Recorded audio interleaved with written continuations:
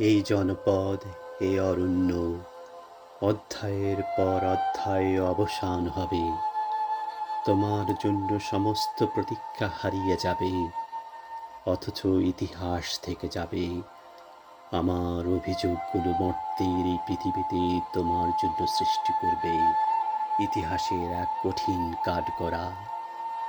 সেখানে দাঁড়িয়ে বছরের পর বছর জবাবদিহি করতে হবে তোমায়।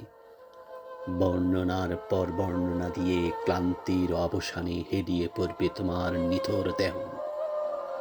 অসহায়ত্বের দৃষ্টিতে তাকিয়ে থাকবে অবিরাম। তবু অভিযোগ সমাপ্ত হবে না। সেদিন যত্রতত্র খুঁজবে আমাকে, অথচ পাবে না।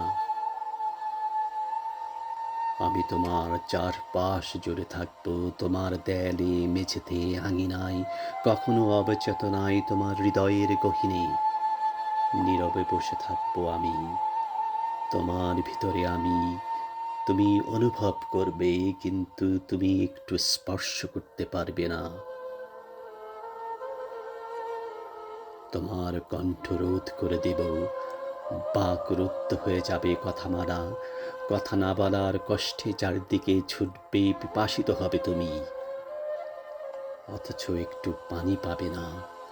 তখন তোমার চারপাশ দেখবে অসংখ্য মানুষের কোলাহল। সমস্ত মানুষগুলো তোমাকে দেখে তিরস্কার করবে। দূরে দাঁড়িয়ে দেখবে তোমাকে। হঠাৎ এক ঝলক দৃষ্টিতে দেখে নেবে আমাকে। তোমার চোখ ঝলসে উঠবে, ঝলসে উঠবে তোমার হৃদয়, ঝলসে উঠবে তোমার মস্তিষ্ক। আমি ম্লান হয়ে যাব তোমার চোখের কণিকায়।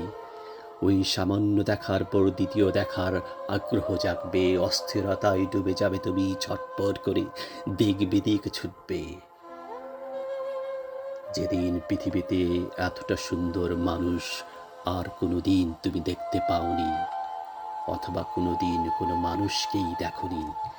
এই জনপদে শুধু তুমিই ছিলে, বাকিটা ছিল একদম জনশূন্য।